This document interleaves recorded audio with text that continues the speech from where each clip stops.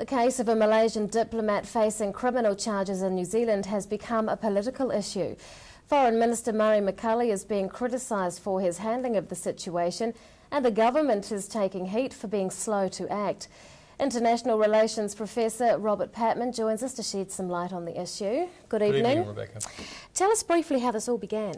On the 9th of May, a young New Zealand woman, Tanya Billingsley, was the victim of an alleged sexual crime by a diplomat from Malaysia. His name is Mohammed, sorry, it's gone right out, Mohammed Rizalman. And on the 10th of May, he faced legal proceedings following the police's detention of him. But it would appear that by the 22nd of May, under diplomatic immunity that all diplomats have, he was able to leave the country. And then it all went quiet. And then at the end of June, the Herald ran a story, 29th of June, revealing that this person who carried out this alleged sexual crime had been allowed to leave the country under the terms of diplomatic immunity. And of course, that led to quite a big story. Where is that diplomat now?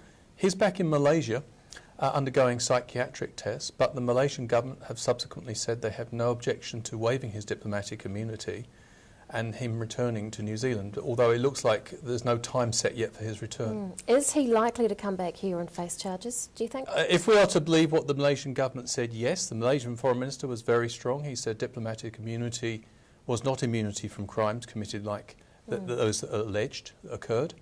And, you know, in that sense, it is every possibility it could happen. Prime Minister John Key wanted him brought back to New Zealand. Well, this is where the controversy begins, because Mr Key and the Foreign Minister, Murray McCully, and indeed the Chief Executive of MFAP all said that they seemed to be unaware of the fact that he had left the country, which is an extraordinary claim to make, given the fact that the two governments were in discussions around between the 10th of May and the 12th of May on how to handle this situation. The New Zealand government, Mr Key said, he always wanted the individual to be brought to justice in a New Zealand court. But somehow, despite that wish, he was allowed to leave the country. Now, the argument, the counter-argument is, well, the Malaysians simply turned down the New Zealand request and insisted that diplomatic immunity maintained. But if that was the case, on the 22nd of May, when he left the country under the terms of diplomatic immunity, you would have thought the New Zealand government would have gone public and saying, well, we actually would prefer the Malaysian government to return this individual, and start putting pressure on the Malaysian government. Who will suffer most from this politically? Very difficult to say. I think politicians in general do not come out of this well. One of the key lessons, I think, for this in a democracy, ultimately, I think it's more damaging to try and evade responsibility rather than accept it.